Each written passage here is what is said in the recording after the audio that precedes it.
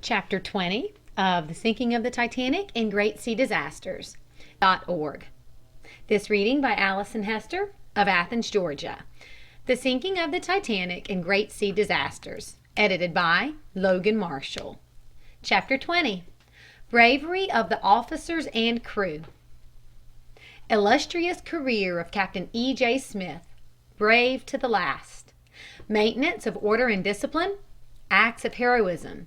Engineers died at posts. Noble-hearted band. In the anxious hours of uncertainty, when the air cracked and flashed with the story of disaster, there was never doubt in the minds of men ashore about the master of the Titanic. Captain Smith would bring his ship into port if human power could mend the damage the sea had wrought, or if human power could not stay the disaster, he would never come to port. There is something Calvinistic about such men of the old sea breed. They go down with their ships of their own choice. Into the last lifeboat that was launched from the ship, Captain Smith with his own hand lifted a small child into a seat beside its mother. As the gallant officer performed his simple act of humanity, several who were already in the boat tried to force the captain to join them, but he turned away resolutely toward the bridge. The act was significant. Courteous, kindly, of quiet demeanor and soft words, he was known and loved by thousands of travelers. When the English firm A. Gibson and Company of Liverpool purchased the American clipper Senator Weber in 1869, Captain Smith, then a boy, sailed on her. For 7 years he was an apprentice on the Senator Weber, leaving that vessel to go to Lizzie Fennell, a square rigger, as fourth officer. From there, he went to the old Celtic of the White Star Line as fourth officer, and in 1887 he became captain of that vessel. For a time he was in command of the freighters Kufik and Runic. Then he became skipper of the old Adriatic. Subsequently, he assumed command of the Celtic, Britannic, Coptic, which was in the Australian trade, Germanic, Baltic, Majestic, Olympic, and Titanic, an illustrious list of vessels for one man to have commanded during his career. It was not easy to get Captain Smith to talk of his experiences. He had grown up in the service, was his comment, and it meant little to him that he had been transferred from a small vessel to a big ship, and then to a bigger ship, and finally to the biggest of them all. One might think that a captain taken from a small ship and put on a big one might feel the transition, he once said. Not at all. The skippers of the big vessels have grown up to them, year after year, through all these years. First, there was the sailing vessel, and then what we would now call small ships. They were big in the days gone by. And finally, the giants today. Disaster to Olympic. Only once during all his long years of service was he in trouble, when the Olympic, of which he was in command, was rammed by the British cruiser Hawke in the Solent on September 20th, 1911. The Hawke came streaming out of Portsmouth and drew alongside the Giantess. According to some of the passengers on the Olympic, the Hawke swerved in the direction of the big liner, and a moment later the bow of the Hawke was crunching steel plates in the starboard quarter of the Olympic, making a 30-foot hole in her. She was several months in dry rock. The result of a naval court inquiry was to put all the blame for the collision on the Olympic. Captain Smith, in his testimony before the naval court, said that he was on the bridge when he saw the Hawke overhauling him. The Olympic began to draw ahead later, or the Hawke drop astern, the captain did not know which. Then the cruiser turned very swiftly and struck the Olympic at right angles on the quarter. The pilot gave the signal for the Olympic to port, which was to minimize the force of the collision. The Olympic's engines had been stopped by order of the pilot. Up to the moment the Hawke swerved, Captain Smith said he had no anxiety. The pilot, Boyer, corroborated the testimony of Captain Smith, that the line did not believe Captain Smith was at fault, notwithstanding the verdict of the Board of Naval Inquiry, was shown by his retention as the admiral of the White Star Fleet, and by his being given the command of the Titanic. Up to the time of the collision with the Hawke, Captain Smith, when asked by interviewers to describe his experiences at sea, would say one word: uneventful. Then he would add with a smile and a twinkle of his eyes, "Of course, there have been winter gales and storms and fog and the like in the 40 years I've been on the seas, but I have never been in an accident worth speaking of. In all my years at sea," he made this comment a few years ago, "I have seen but one vessel in distress. That was a brig, the crew of which was taken off in a boat by my third officer.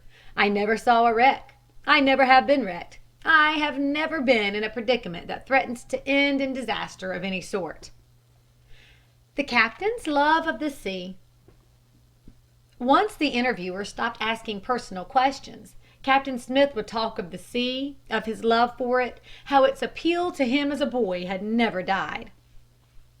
"The love of the ocean that took me to sea as a boy has never died," he once said. "When I see a vessel plunging up and down in the trough of sea, fighting her way through and over great waves, and keeping her keel and going on and on, the wonder of the thing fills me. How she can keep afloat and get safely to port.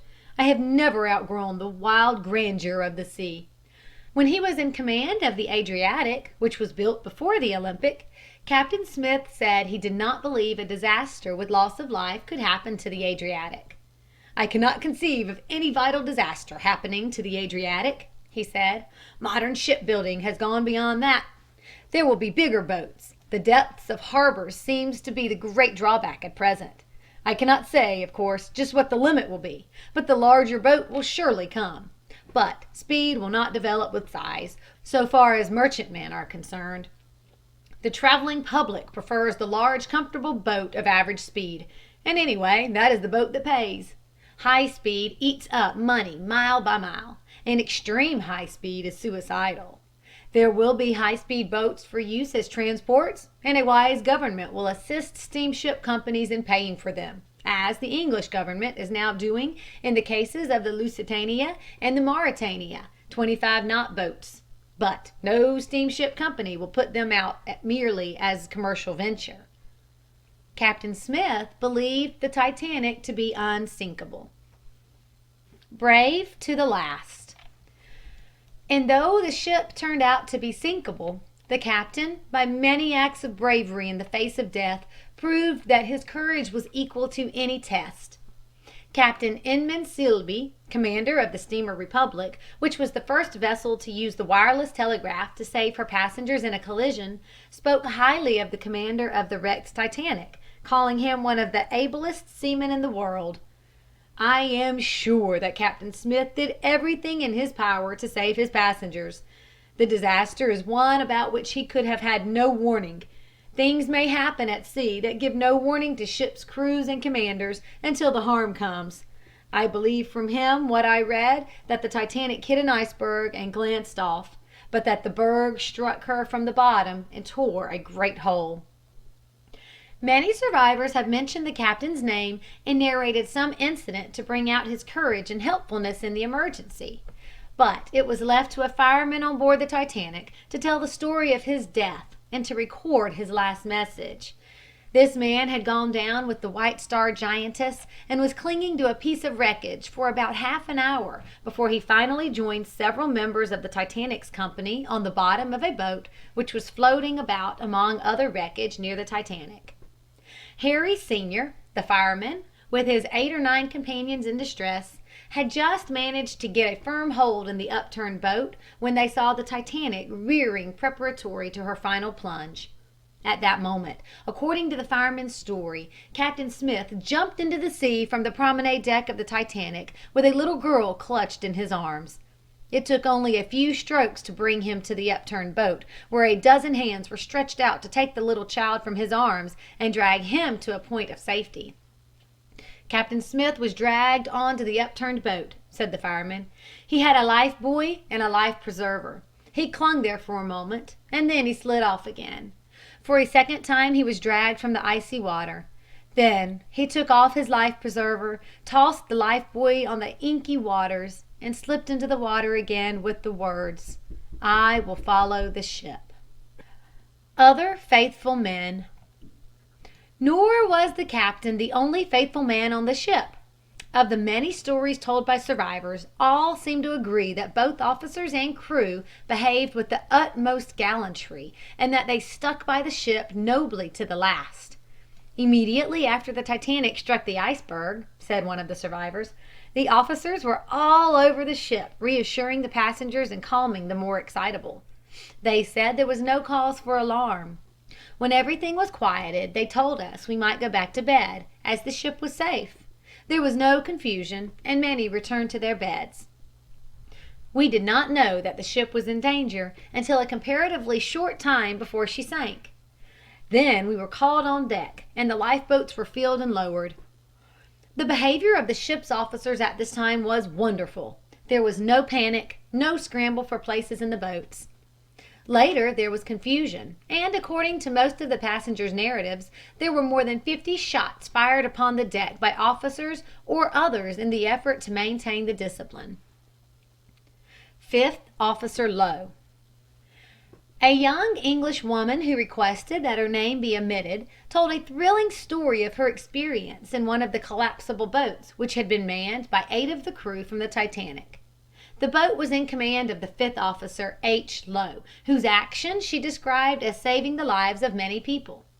Before the lifeboat was launched, he passed along the port deck of the steamer, commanding the people not to jump in the boats, and otherwise restraining them from swamping the craft. When the collapsible was launched, Officer Lowe succeeded in putting up a mast and a small sail. He collected the other boats together. In some cases, the boats were short of adequate crews, and he directed an exchange by which each was adequately manned. He threw lines together connecting the boats, 2 by 2, and thus all moved together. Later on, he went back to the wreck with the crew of one of the boats and succeeded in picking up some of those who had jumped overboard and were swimming about. On his way back to the Carpathia, he passed one of the collapsible boats, which was on the point of sinking with 30 passengers aboard, most of them in scant night clothing. They were rescued just in the nick of time. Engineers died at posts. There were brave men below the deck, too. A lot has been printed in the papers about heroism of the officers, said one survivor, but little has been said of the bravery of the men below the decks. I was told that 17 enginemen who were drowned side by side got down on their knees on the platform of the engine room and prayed until the water surged up to their necks. Then they stood up, clasped hands so as to form a circle, and died together. All of these men helped to rake the fires out from 10 of the forward boilers after the crash. This delayed the explosion and undoubtedly permitted the ship to remain afloat nearly an hour longer, and thus saved hundreds of lives.